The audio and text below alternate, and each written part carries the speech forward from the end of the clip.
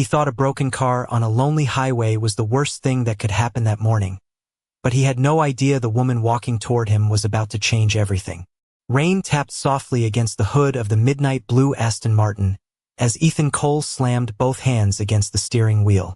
The digital dashboard flashed warning lights in angry red, and a thin ribbon of steam curled from beneath the hood. 42 minutes until the most important meeting of his quarter, and his $600,000 machine had died on a stretch of state highway where even cell service seemed embarrassed to exist. Ethan checked his watch again. A polished steel timepiece worth more than many people's monthly rent. Unbelievable, he muttered. Absolutely unbelievable. Beside him, his driver Derek Vaughn was already outside, pacing the shoulder with a phone held high, searching for a signal that refused to appear. Gray clouds rolled low across the Texas sky, and the open fields on both sides of the road stretched empty for miles. No town, no service station, no backup plan. Ethan stepped out carefully, shielding his tailored navy suit from the drizzle. Italian leather shoes sank slightly into wet gravel. He stared at the stalled car with the same expression he usually reserved for failed presentations and disappointing employees. "Call roadside assistance again," he snapped. Derek lowered the phone. "Still nothing, sir." Ethan exhaled sharply. At 9:30 sharp, he was supposed to be in a glass tower downtown negotiating an $80 million acquisition. Investors were flying in from New York. Lawyers were waiting. Competitors were circling. And he was stranded beside a fence line with cows in the distance watching him fail. Then, through the rain, a pair of headlights appeared. An old white pickup truck approached slowly, its engine steady, tires humming over wet pavement. It pulled onto the shoulder 20 feet behind the Aston Martin. The driver's door opened, and a woman stepped out holding a worn metal toolbox. She wore faded jeans, brown work boots, and a light denim jacket darkened by the rain. Her hair was tied back simply, and there was nothing dramatic or expensive about her appearance. Yet she moved with calm purpose, the kind that didn't ask permission from anyone. She walked toward them as if she belonged there. "Morning," she said gently. "Looks like you could use a hand." Ethan blinked once, then gave a short laugh that held no warmth. "With respect, ma'am, this isn't a lawn mower." Derek glanced down, trying to hide a smile. The woman's eyes moved briefly to the Aston Martin, then back to Ethan. Steady eyes, unbothered eyes. "Machines don't care what badge is on the hood," she replied. "They just tell the truth when something's wrong." Ethan folded his arms. "This vehicle was engineered in England by specialists. I doubt there's much you'd recognize under there." The rain softened. Somewhere far off, thunder rolled like distant drums. She didn't react to his tone. She simply set the toolbox on the gravel and looked toward the hood latch. "Maybe," she said, "or maybe you're about to miss something expensive because pride is cheaper than repairs." Derek coughed to cover a laugh. Ethan's jaw tightened. He had spent years building power, buying influence, and never once needing help from strangers. Certainly not from a woman who arrived in a truck older than some interns in his office. "I can pay for proper assistance," he said coldly. "I'm sure you can," she answered. "Question is whether money gets here before your meeting starts." The words landed harder than he expected. She shouldn't have known he was late, but urgency has a scent, and Ethan was wearing it like cologne. For a moment, nobody spoke. Rain ticked against metal. Wind bent the roadside grass. Then she offered a small, patient smile and extended her hand toward the hood latch. "My name's Claire," she said. "Now are you going to stand there being rich, or are you going to let me save your morning?" The highway fell silent. Claire did not wait for permission twice. She reached past Ethan with calm efficiency, found the hood release, and pulled it. The latch clicked open with a sound far more obedient than the millionaire standing beside it. Derek stepped back instinctively as she lifted the hood and studied the engine bay. Rain. Mist drifted through the air, settling on polished metal and expensive components that suddenly looked less impressive while broken. Ethan watched with crossed arms and visible skepticism. "Please be careful," he said. "That engine costs more than your truck." Claire glanced toward the old pickup parked behind them. That truck has 280,000 miles on it, she said. Still starts every morning. Funny how reliability never gets invited to luxury parties. Derek turned away to hide another smile. Ethan noticed and did not appreciate it. Claire leaned in closer, listening rather than looking. Her head tilted slightly as if the machine were whispering to her. Then she touched a cable, checked a connector, and traced a line with practiced fingers. No hesitation, no guessing. The kind of confidence that usually came from years, not luck. Ethan felt irritation mix with curiosity. "Where did you learn to do this?" he asked. "Around engines," she replied simply. "They are honest company." She removed a small flashlight from the toolbox and examined a section near the rear of the compartment. "You had warning signs before this," Ethan scoffed. "I maintain my vehicles meticulously." "I did not ask if you polished it," Claire said. "I said warning signs." Derek let out a short cough that sounded suspiciously like laughter. Ethan shot him a look sharp enough to freeze water. Claire remained focused. She disconnected a panel, exposing a compact electronic housing. "There it is," she murmured. "Loose ground connection. Moisture got in, interrupted the ignition signal." Ethan stared. "My dealership inspected this car last week." "Then they inspected it beautifully," Claire said. "But not carefully." The room of the highway went silent. Even the wind seemed to pause for the insult delivered with perfect politeness. Claire tightened a terminal, cleaned contact points, and wrapped a section with material from her kit. Her hands moved quickly but never rushed. She belonged in motion. Ethan checked his watch again. 28 minutes until the meeting. "How long?" he demanded. "Depends," she said, "on whether you keep talking." She finished the repair, lowered the panel, and closed the hood with one firm motion. Then she stepped back and held out the keys. Ethan hesitated before taking them.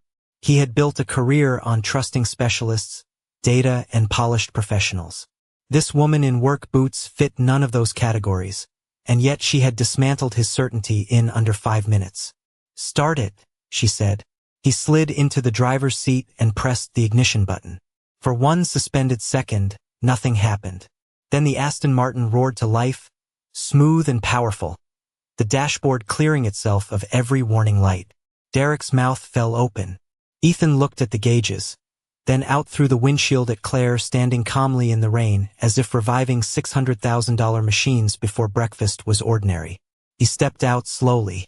"That is impressive," he admitted, each word clearly expensive for him to say. Claire picked up her toolbox. "No," she said. "It is maintenance." Derek laughed openly this time. Ethan ignored him and reached for his wallet. Thick leather, black card slots, immediate solutions. "Name your price," he said. Claire's expression did not change. "You think everything has one." She turned toward her truck. Ethan moved quickly to stop her, not aggressively, but urgently. "At least let me thank you properly." Claire paused. Rain slid from the brim of her jacket. She looked back at him, and for the first time Ethan noticed something unusual about her left hand resting on the toolbox handle. A ring caught the gray morning light, understated yet unmistakably rare. His confident expression began to crack before he even knew why. Some symbols are recognized only by people who have spent years chasing power, and the ring on Claire's finger was one of them. Ethan stared at the brushed platinum band as rainwater slid across its surface. Set into the metal was a small crest, elegant and understated, almost invisible unless you knew exactly what it meant. He knew. Anyone operating near the top of finance knew. Halstead Capital. A private investment empire so discreet it rarely appeared in headlines, yet powerful enough to buy companies before breakfast and reshape industries by lunch. Ethan's pulse changed. He looked from the ring to Claire's weathered toolbox, then to the old pickup truck behind her. None of it fit. "Where did you get that ring?" he asked before he could stop himself. Claire lifted one eyebrow. "From a jeweler, I assume." Derek looked between them, confused. Ethan ignored him. "That crest," he said more quietly. "That is Halstead Capital. Claire adjusted her grip on the toolbox. You say that like it is a disease. Ethan's polished confidence began to fray. Halstead Capital had been circling his company for months through proxies, advisors, and quiet inquiries. This morning's $80 million meeting was not just another deal. It was a defensive move, his chance to keep control before someone bigger decided he was optional. And now the symbol of that unseen force was on the hand of a woman he had dismissed on the side of a highway. "Who are you?" he asked. Claire considered the question as if it deserved better wording. Someone who stopped when she saw people stranded. She started walking toward her truck. Ethan followed. "Please, wait." The urgency in his voice surprised even him. She stopped but did not turn around. Rain had almost ended now, leaving only soft drops from the clouds. "You mocked me 10 minutes ago," she said. "Now you are saying please." Fast learner. Derek suddenly found the sky very interesting and stepped several feet away. Ethan inhaled slowly. Negotiation had built his fortune. Pride had nearly ruined his morning. "I was wrong," he said. "That happens less often than it should." Claire turned then, studying him with the same calm precision she had used on the engine. "Better," she said. "Still expensive, but better." Ethan gave a strained smile. "Do you work for Halstead?" "No." "Are you related to someone there?" "Yes." "Your husband." Claire glanced at the ring. "That is usually how these things work." The answer landed like a dropped glass. Ethan remembered every rumor about Halstead's elusive founder, Jonathan Halstead, a man who almost never appeared publicly and trusted almost no one. If Claire was his wife, then Ethan had not merely insulted a stranger. He had insulted someone connected to the exact power currently hovering over his future. "Mrs. Halstead," he said carefully. "I had no idea." Claire's eyes sharpened. "That is the problem with ideas formed too quickly. They are usually wrong." The highway went still again. Even Derek stopped pretending not to listen. Ethan looked toward his revived Aston Martin, then back to the pickup truck with rust near the wheel well and a coffee mug visible on the dashboard. "Why would someone connected to that level of wealth drive this?" he asked. Claire smiled faintly. "Because it starts every morning." Derek laughed out loud. Ethan almost did too, but the weight in his chest remained. His phone suddenly buzzed with returning signal. Messages flooded the screen. 12 missed calls. 8 texts. One subject line from legal counsel made his blood run colder than the rain. Urgent. Halstead representatives arrived early. He looked up slowly.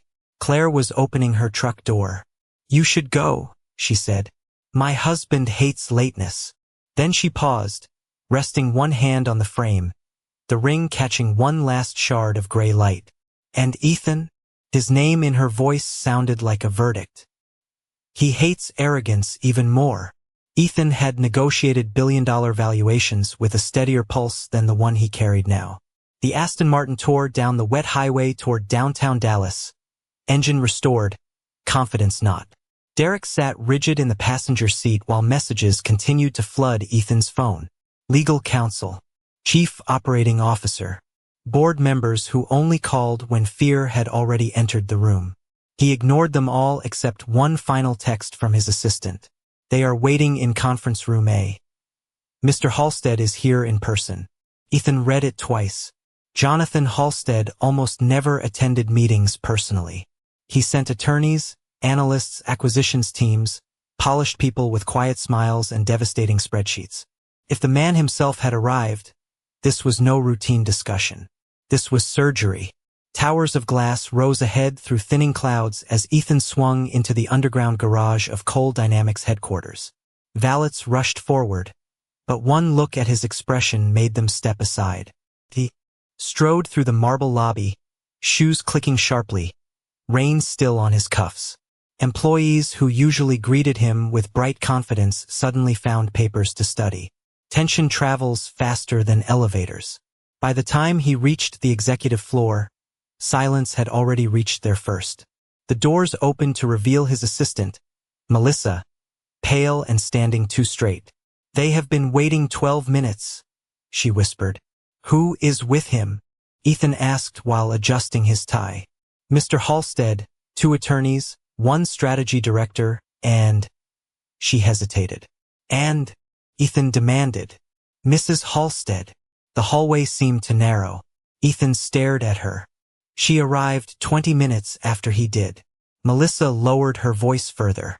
They requested coffee for everyone except you. They said you were delayed. The room went silent inside his chest. Ethan walked toward the conference doors, feeling something unfamiliar pressing against his ribs. Humility had arrived before he did.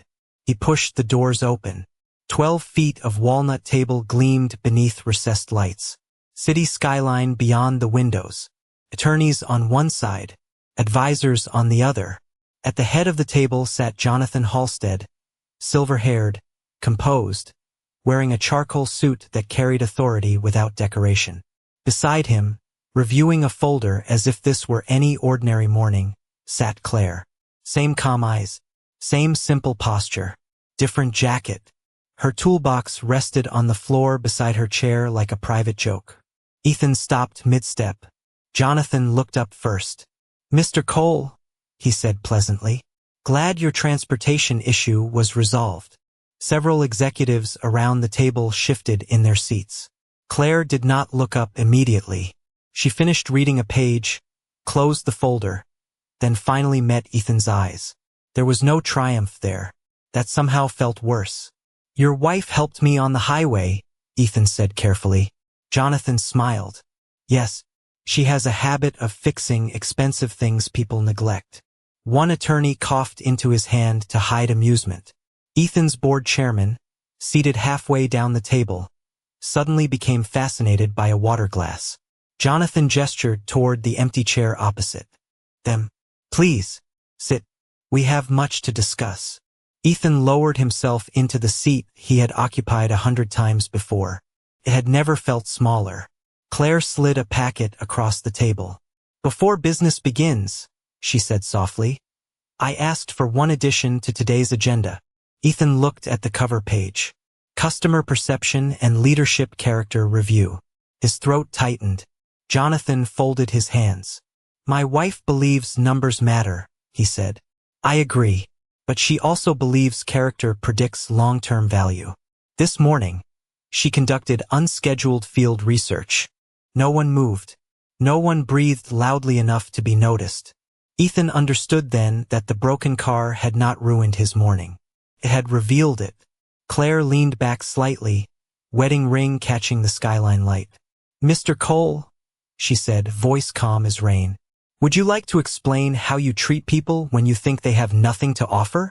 Ethan had spent years mastering the art of answering difficult questions, but none had ever arrived wrapped in such perfect calm.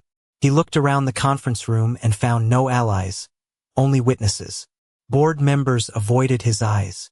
Advisors studied their notes. Even the city skyline beyond the glass seemed to lean in for the response. He straightened slowly and folded his hands on the table. I made an assumption, he said. A poor one. Claire watched him without expression.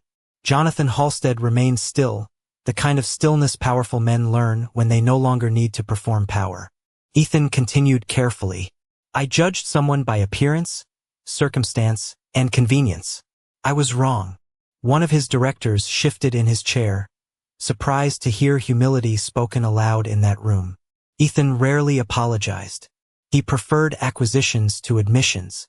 Claire tapped the folder once. That is accurate, she said, but incomplete. She opened the packet and slid out a single page. During the past 3 years, Cole Dynamics lost 27 mid-level employees after less than 12 months. Exit interviews repeatedly cited culture, executive tone, and dismissive leadership behavior. Ethan glanced at the page, then at his human resources chief, who suddenly looked fascinated by the carpet. Claire continued.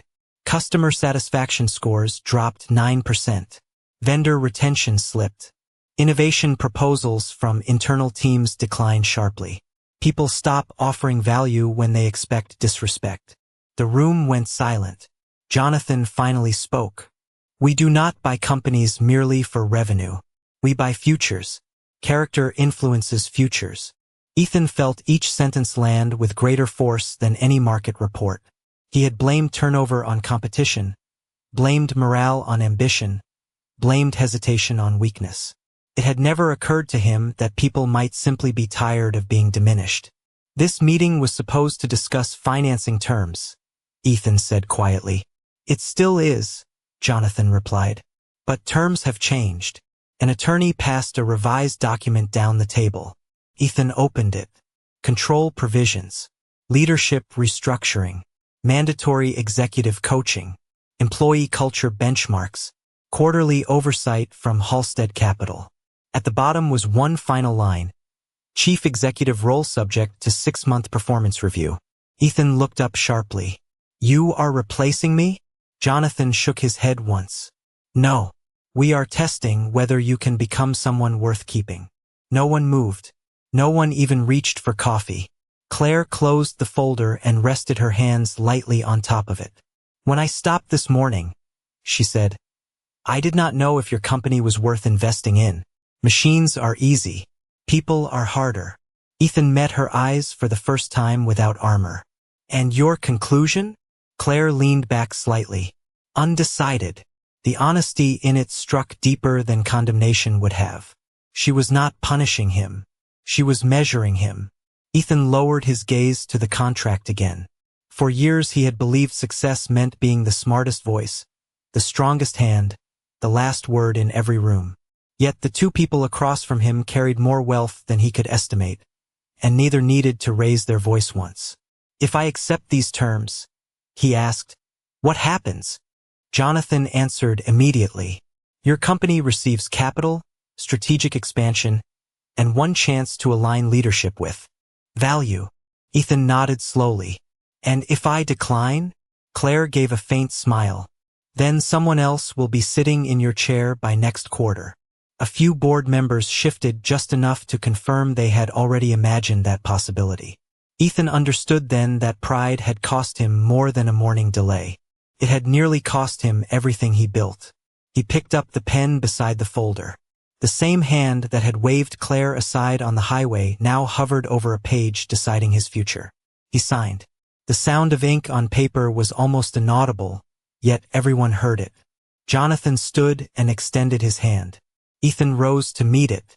Welcome to your second chance, Jonathan said. Claire gathered her toolbox and moved toward the door. Ethan turned quickly. Mrs. Halstead. She paused. Thank you. For the car.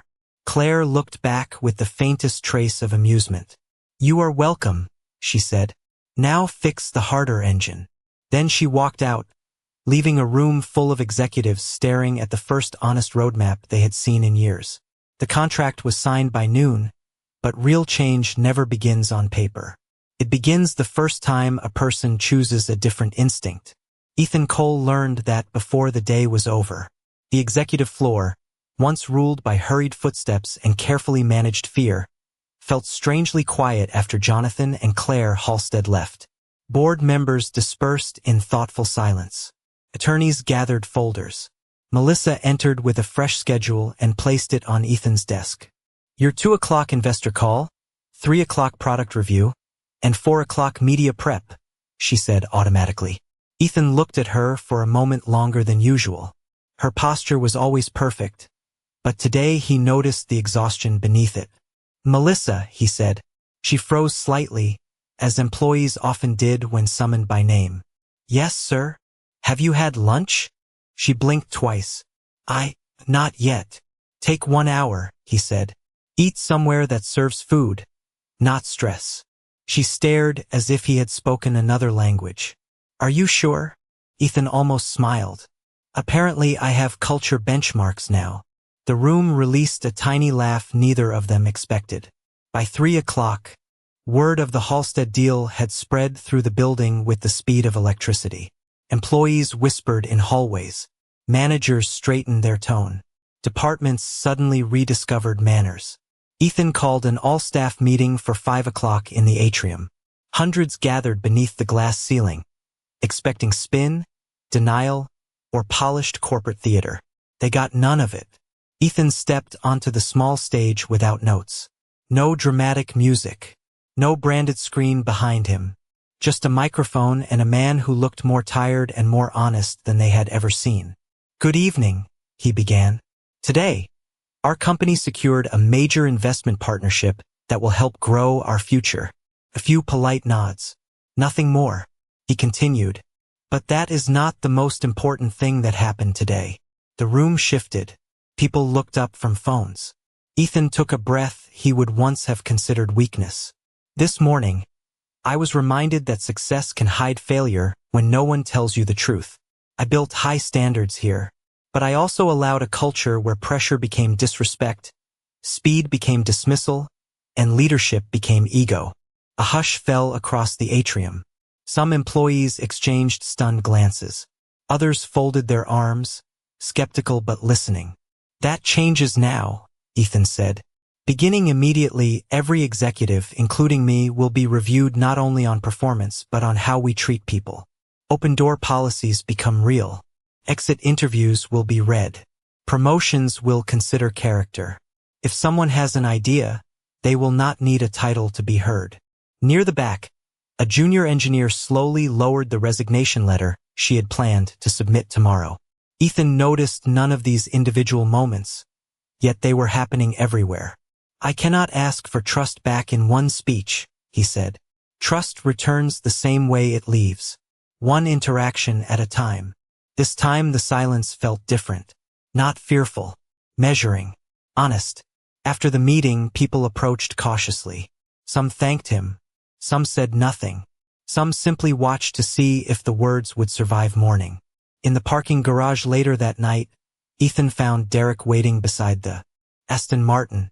"Car is running perfectly, sir," Derek said. Ethan looked at the polished hood reflecting fluorescent lights. "I know," he answered. "I am the one still in the shop." Derek laughed harder than was wise, then stopped when Ethan laughed too. As Ethan opened the driver's door, he noticed a small envelope tucked beneath the wiper blade. No stamp, no name. Inside was a handwritten note on plain paper. The handwriting was neat and steady. It read, "Engines fail loudly. Character fails quietly. Check both regularly." Ethan looked around the garage, but there was no sign of Claire. Only rows of concrete pillars and distant echoes. He folded the note carefully and placed it in his wallet where old habits used to live. Then he drove home slower than usual, while somewhere beyond the city lights, a simple white pickup started on the first turn. 3 weeks later, people in the building had stopped whispering about whether Ethan Cole would change and started whispering about the fact that he had. The transformation was not dramatic enough for headlines, but it was undeniable to anyone who worked within 30 feet of him. Doors that once stayed closed now remained open. Meetings that used to begin with criticism now began with questions. Receptionists were greeted by name. Junior staff were invited to speak before executives. It was not perfection. It was effort, and effort has a sound all its own. On a bright Thursday morning, Ethan stood in the product lab reviewing a delayed prototype with engineers who once feared presenting bad news. A young developer named Marcus hesitated while explaining a flaw in the software timing system. Old Ethan would have interrupted by now. New Ethan simply said, "Take your time. If there is a problem, the fastest solution is the truth." The room went still for one beat, then relaxed. Marcus explained the issue clearly. Within 20 minutes, the team solved what silence would have hidden for another month. As the group dispersed, Melissa entered holding a slim black envelope. "Courier delivery," she said. "No sender listed." Ethan opened it carefully. Inside was a single card with embossed silver lettering. "Field review. Noon. Old County Road 18. Come alone if you want honest results." There was no signature. There did not need to be one. By 11:45, Ethan was driving the Aston Martin far beyond the city limits, past shopping centers, subdivisions, then open land where fences ran for miles and radio stations faded into static. He reached County Road 18 at exactly noon. Ahead stood a modest automotive service garage with 2 bays, white siding, and a hand-painted sign that read Bennett Motor Works. Several pickup trucks were parked outside. A delivery van waited near the entrance. Ethan stepped out slowly, taking in the scent of oil, cedar, and warm asphalt. Through the open bay door, he saw Claire beneath the hood of an aging farm truck, sleeves rolled up, speaking calmly with an elderly customer. She tightened one final bolt, lowered the hood, and handed the man his keys. He tried to pay extra. She refused with one shake of her head. Then she looked over and noticed Ethan. "You are 2 minutes early," she said. "That means you were nervous." Ethan glanced at his watch. "Good to see you too." Claire wiped her hands with a shop towel and walked toward him. No designer office. No boardroom. No symbols of power beyond competence freely displayed. "Why am I here?" he asked. She nodded toward a wooden bench beside the building. "Sit." He obeyed before realizing how strange that was. Claire sat beside him, toolbox at her feet. Across the lot, a teenage employee helped a customer carry groceries into her trunk. Another mechanic patiently explained a repair bill line by line. Nobody rushed.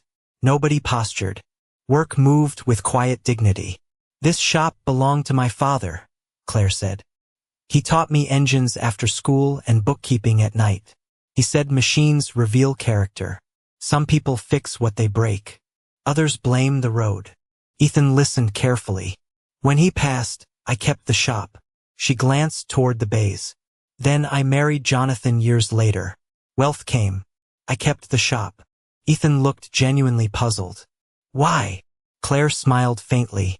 "Because if money changes your values, then it purchased more than your house." The words stayed in the air between them. She handed him a clipboard. On it were printed anonymous employee surveys from Coal Dynamics collected after the culture changes began. Morale improving. Leadership more approachable. Hopeful but cautious. Waiting to see consistency. Ethan read each page in silence. "You requested these?" he asked. "I did," Claire said. "Real reports are written by people with nothing to gain." He lowered the clipboard slowly. "So this is another test." "Everything is," she replied, "including success." Then she stood and tossed him a clean rag. "Good. Now Bay 2 has a radiator hose issue, and my technician called in sick. If you want honest results, start by earning them." The morning sun brightened across the gravel lot as a millionaire in an expensive watch followed a simple woman into the garage without arguing once. Ethan had closed acquisitions worth hundreds of millions of dollars. Yet nothing in his career had prepared him for the humiliation of being handed a rag and told to report to Bay 2. The service garage smelled of coolant, rubber, and hot metal. Sunlight spilled through the open doors in bright stripes across the concrete floor. Claire moved through the shop with quiet authority, checking invoices, answering a customer's question, and tightening a battery terminal without breaking stride. No title on the wall. No polished speech. Still, everyone listened when she spoke. Ethan stood beside an aging silver pickup truck with the hood raised, staring at a cracked radiator hose as if it were written in another language. "You repaired a supercar in 5 minutes," he said. "This should be simple for you." Claire walked over, arms folded. "I repaired it," she replied. "You judged it. Different skill sets." A young employee named Tyler tried not to laugh while sorting parts nearby. Ethan loosened his tie and reached for the hose clamp awkwardly. His expensive watch scraped lightly against the frame. Claire noticed immediately. "Take it off. It is water resistant." "So are excuses." Tyler turned away and laughed into a shelf. Ethan removed the watch and set it carefully on a clean towel. For the next hour, he worked under Claire's instructions while learning how little status mattered beside actual competence. He tightened the wrong bolt twice, misplaced a socket, reached for the incorrect tool 3 times. Each mistake was met not with ridicule but calm correction. The contrast did not escape him. By early afternoon, sweat darkened his shirt and grease marked his hands. When the engine finally started cleanly and the leak stopped, Tyler clapped once. "Not bad for office management," he said. Ethan laughed harder than expected. It sounded unfamiliar and strangely useful. Customers came and went through the day. Ethan watched Claire greet each person exactly the same way she had greeted Jonathan Halstead in the boardroom and the farmer paying cash for brake pads. Respect without calculation. An exhausted single mother picking up a minivan received the same patients as a contractor with 3 fleet trucks. A teenager short $20 for an alternator was quietly given a discount no one announced. "You lose money doing that," Ethan said later while restocking coolant bottles. Claire shook her head. "No, I lose margins. There is a difference." The words settled somewhere deep. Near 4 o'clock, a delivery driver rushed in carrying 2 boxes and apologizing for being late. He looked young, nervous, and 1 paycheck away from collapse. "Traffic was backed up 10 miles, he said. "I know I am behind." Ethan recognized the trembling voice instantly. He had once created dozens like it. Before Claire could speak, Ethan stepped forward. "You are here now," he said evenly. "Let us unload first. Panic is rarely efficient." The young man blinked in surprise. Claire said nothing, but the corner of her mouth moved slightly. They carried the boxes together. When the driver left, Tyler leaned toward Ethan. "You used to be scary, huh?" Ethan sighed. "I was efficient in the wrong direction."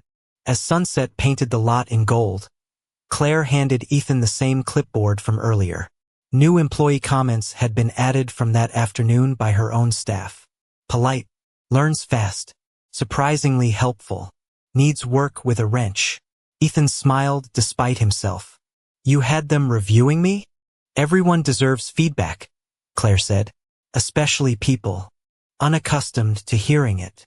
She locked the register, then looked out across the lot where the repaired pickup rolled away smoothly. "Do you know why I brought you here?" she asked. Ethan considered several answers and chose honesty. "To embarrass me?" Claire shook her head. "No. To show you that usefulness earns more loyalty than power ever will." The shop grew quiet as the final customer left. Evening air drifted through the open bay doors. Claire tossed him his polished watch. "You can wear that again tomorrow," she said. "Just make sure it tells the right time." Ethan caught it cleanly. "And what time is that?" Claire switched off the lights 1 row at a time. "The time when people stop working for your paycheck and start working for your leadership." The last bay went dark, and for the first time in years, Ethan understood the cost of being impressive without being good. 6 months later, the same conference room that once felt like a courtroom now felt almost unfamiliar. Sunlight poured across the walnut table. The skyline beyond the glass looked sharper, brighter, less distant somehow. Quarterly reports were stacked neatly before every chair, but the mood in the room carried none of the old dread. People spoke openly now. Questions were asked without fear. Disagreement no longer sounded like rebellion. It sounded like progress. Ethan Cole stood at the head of the table, not because he needed to dominate the room, but because he was presenting results. Employee retention had climbed. Customer satisfaction had reached its highest point in 4 years. Internal innovation proposals had tripled. Revenue was rising steadily, but what impressed investors most was harder to grasp. Trust had returned. "Our strongest gains came after expanding the mentorship program and frontline feedback channels," Ethan said, clicking to the next slide. "Turns out people perform better when treated like people." Several board members smiled. 6 months ago, they would have considered that sentence impossible from him. Jonathan Halstead sat near the center, reviewing numbers with calm approval. Beside him sat Claire, wearing a simple navy sweater, reading the room more carefully. Then the documents. Ethan finished the presentation and closed the folder. "That concludes the quarter." Silence followed for 1 beat, then steady applause filled the room. Not theatrical applause, respectful applause, the kind earned slowly. Ethan nodded once, visibly moved though trying not to show it. Jonathan rose first. "Excellent work," he said. "More importantly, sustainable work." He turned toward the board. "I move that Ethan Cole remain chief executive without probationary conditions." Hands lifted around the table almost immediately. Unanimous. The room went still as the vote settled into history. Ethan had nearly lost everything because of arrogance. Now he kept it because he had learned humility. After the meeting ended, executives filtered out in clusters, speaking about expansion plans and hiring goals. Melissa paused by Ethan's chair. You have become much easier to schedule, she said. That may be the nicest thing anyone has ever said to me, Ethan replied. She laughed and walked out. Soon only 3 people remained. Ethan, Jonathan, and Claire. Jonathan checked his watch. I will take the car downstairs, he said casually. You two should talk. He left without waiting for a reply, because powerful men who trust their wives do not need to orchestrate moments. Ethan turned to Claire. You knew this would happen? He asked. She closed her folder. No, I knew it could happen. Different thing. He nodded slowly. You could have humiliated me that day on the highway. Claire smiled faintly. You were already doing that yourself. Even now, her honesty landed cleanly. Ethan walked to the window and looked down at the city his company served. I used to think leadership meant being the smartest person in the room. Claire joined him, hands folded lightly.